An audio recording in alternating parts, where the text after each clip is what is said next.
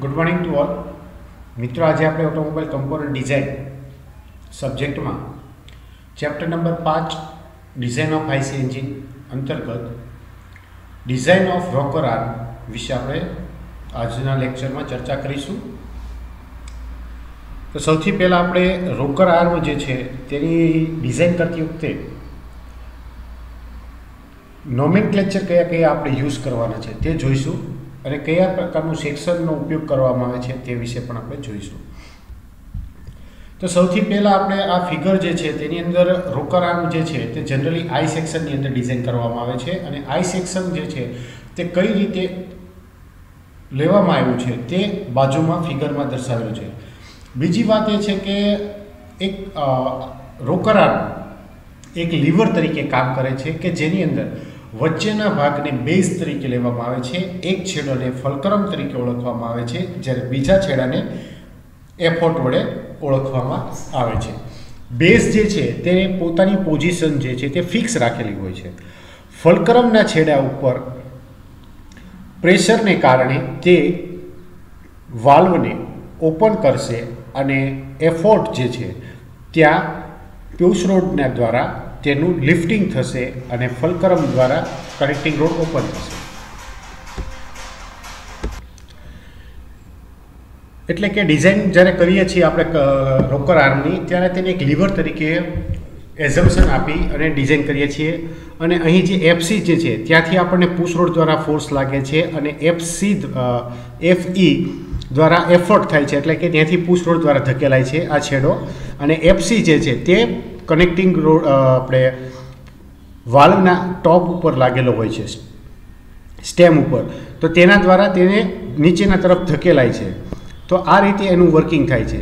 અહીં ફલક્રમથી બેઝ સુધીની જે સેન્ટરથી ફલક્રમ સુધીની લેન્થ જે છે તેને બી વડે દર્શાવવામાં આવી છે અને એફર્ટથી સેન્ટર વચ્ચેની ડિસ્ટન્સ સ્મોલ એ વડે દર્શાવવામાં આવ્યું છે। ઉપરાંત બંને આર્મ જે છે તે એકબીજાની સાથે થીટા ડિગ્રીએ લાગેલા છે અને જે અહીંયા એ છે તે આઈ સેક્શનમાં ડિઝાઇન કરેલું છે અને આઈ સેક્શન અહીં બાજુની અંદર ફિગરમાં પણ ઓલરેડી દર્શાવેલું છે। ડિઝાઇનની અંદર જોઈએ તો કે પહેલાં એઝમ્પશન જે છે તે જોઈ લઈએ તો કે let MV is equal to mass of valve, વાલ્વનું માસ કેટલું છે તેને એમવી વડે દર્શાવવામાં આવ્યું છે। DV is equal to valve diameter, બરાબર। H is equal to valve lift, A is equal to acceleration of the valve, PC is equal to cylinder pressure or back pressure when the exhaust valve open, and PS is equal to maximum suction pressure। તો આ બધા જે nomenclature જે છે તે valve આપણે rocker આર્મની design વખતે generally આપણે યુઝ કરવાના રહેતા હોય છે। તો તેની અંદર મેજોરિટી જે છે તે આપણે અગાઉ પણ ઉપયોગમાં લીધા હતા। તો હવે આપણે વાલ્વની ડિઝાઇન રોકર આર્મની ડિઝાઇનમાં આગળ વધીશું। તો સૌથી પહેલાં આવે છે gas load. Gas load P is equal to area of valve into cylinder pressure when the exhaust valve open, એટલે કે એક્ઝોસ્ટ વાલ્વ જ્યારે ઓપન થાય છે ત્યારે સિલિન્ડરની અંદર પ્રેશર કેટલું હશે અને વાલ્વનો એરિયા કેટલો છે તેના મદદથી ગેસ લોડ છે તે નક્કી કરી શકાય છે। તો P is equal to π/4 into DV square into PS, suction pressure અને મેક્સિમમ આપણે બેક પ્રેશર આ બે વસ્તુ છે તો અહીં આપણે PC લેવાનું છે। તો P is equal to π/4 DV square into PC gas load થશે। નેક્સ્ટ આગળ વધશું spring force, FS is equal to area of valve into maximum suction pressure. તો બંને વેલ્યુ જે છે તે આપણે મૂકી દઈશું। તો FS બરાબર π/4 into DV square into PS। Next આગળ વધશું તો force due to acceleration, FVA is equal to mass of valve into acceleration of valve, એટલે કે FVA is equal to MV into small a। આ જે છે એને આપણે ન્યૂટનની ગતિના બીજા નિયમ પ્રમાણે પણ દર્શાવી શકીએ છીએ। So the maximum load on rocker arm for the exhaust valve, એટલે કે એક્ઝોસ્ટ વાલ્વ વખતે મેક્સિમમ લોડ કેટલું હશે રોકર આર્મ ઉપર, તો તેના માટેનું સૂત્ર છે FE is equal two P એટલે કે gas pressure plus FS is equal two spring force and FVA એટલે કે વાલ્વના એક્સલરેશન. આ ત્રણેય ફોર્સના સરવાળા જેટલી વેલ્યુ આપણને એક્ઝોસ્ટ વાલ્વ જ્યારે ખુલશે ત્યારે મેક્સિમમ લોડ જરૂરી પડશે. It may be not that the maximum load on rocker arm for inlet valve FI is FS plus FVA.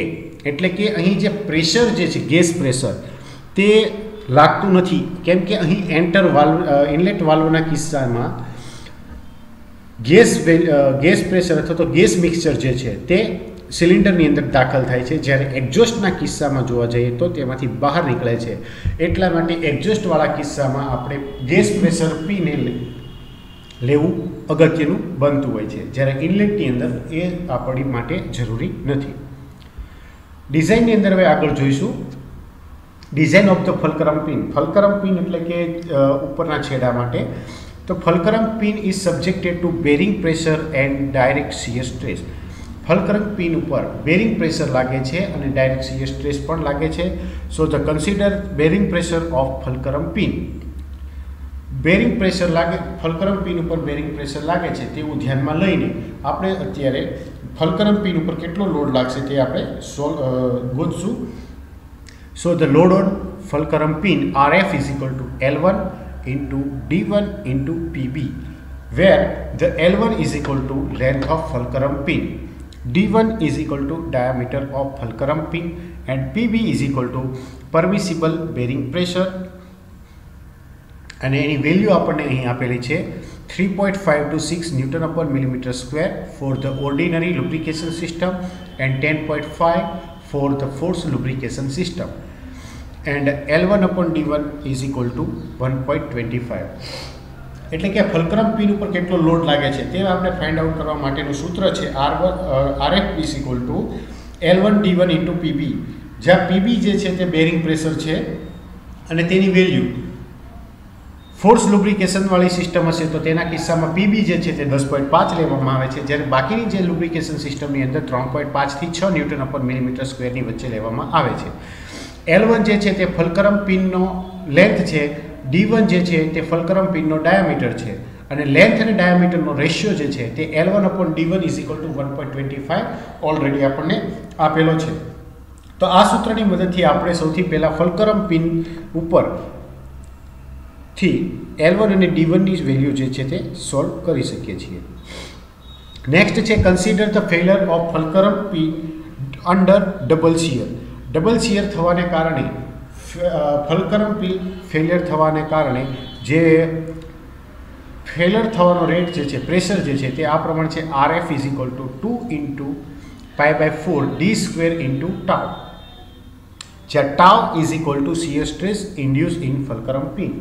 તો કે ફલકરમ પિન જ્યારે શિયર સ્ટ્રેસના અંદર આવશે ડબલ શિયરને કારણે ફેલિયર થશે તો આવા કિસ્સામાં RFની વેલ્યુ જે છે તે આપણને આ સૂત્રની મદદથી મળે છે 2 into pi/4 d² into tau, અને ટાઉની વેલ્યુ જે છે તે ફલકરમ પિનની અંદર પેદા થતો શિયર સ્ટ્રેસ દર્શાવે છે. The thickness of phosphorus bronze bush may be taken from 2 to 4 mm. The outside diameter of both as at fulcrum is usually taken twice the diameter of fulcrum pin. એટલે કે ફલકરમ પિનની અંદર phosphorus bronze બુશનો ઉપયોગ કરવામાં આવે છે અને તેની સામાન્ય રીતે થિકનેસ 2 થી 4 મિલીમીટર જેટલી લેવામાં આવે છે. એટલે કે આઉટસાઇડ ફલકરમ પિનના બોસનો આઉટર ડાયામીટર જનરલી ફલકરમ પિનના ડાયામીટર કરતાં બમણો લેવામાં આવે છે. Design of the fork end. ફોરકેન્ડની ડિઝાઇન કઈ રીતે કરવામાં આવે છે કે જ્યાં એફર્ટ લાગે છે તો the load acting on roller pin is FE, એટલે કે જે છેડા ઉપર રોલર પિન ઉપર ફોર્સ લાગે છે તેને FE વડે દર્શાવવામાં આવે છે. Let D2 is equal to diameter of roller pin, L2 is equal to length of roller pin. એટલે કે અહીં રોલર પિન માટેનો ડાયામીટર અને એની લેન્થ કેટલી છે તે L2 અને D2 વડે આઈડેન્ટિફાઈ કરવામાં આવેલી છે. Consider the bearing pressure of the roller pin. Bearing pressure roller pin ઉપર લાગવાને કારણે કેટલો લોડ રોલર પિન ઉપર લાગે છે તેના માટેનું સૂત્ર છે FE is equal two D2 into L2 into PB. તો આ સૂત્રની અંદર PB જે છે તે પરમિસિબલ બેરિંગ પ્રેશર છે કે જેની વેલ્યુ 3 થી 5 મેગાપાસ્કલની વચ્ચે લેવામાં આવે છે, અને લેન્થ ટુ ડાયામીટર રેશિયો એટલે કે L2/D2 નો રેશિયો જે છે તે આપણને 1.25 આપવામાં આવેલો છે. જો આપણને ના આપવામાં આવેલો હોય તો આપણે આ રેશિયોની મદદથી અહીં વેલ્યુ જે છે તે લઈ શકીએ છીએ, અને PBP આપણને આપેલું ન હોય તો આવા કિસ્સામાં આપણે PBની વેલ્યુ પણ 3 થી 5 મેગાપાસ્કલની વચ્ચે લઈ શકીએ છીએ.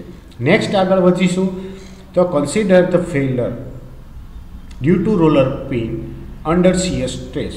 એટલે શિયર સ્ટ્રેસને કારણે જો રોલર પિન જે છે તે ફેલર થાય તો આવા કિસ્સામાં પીની વેલ્યુ જે છે તે આ પ્રમાણે FPની વેલ્યુ જે છે તે આ પ્રમાણે થાય છે.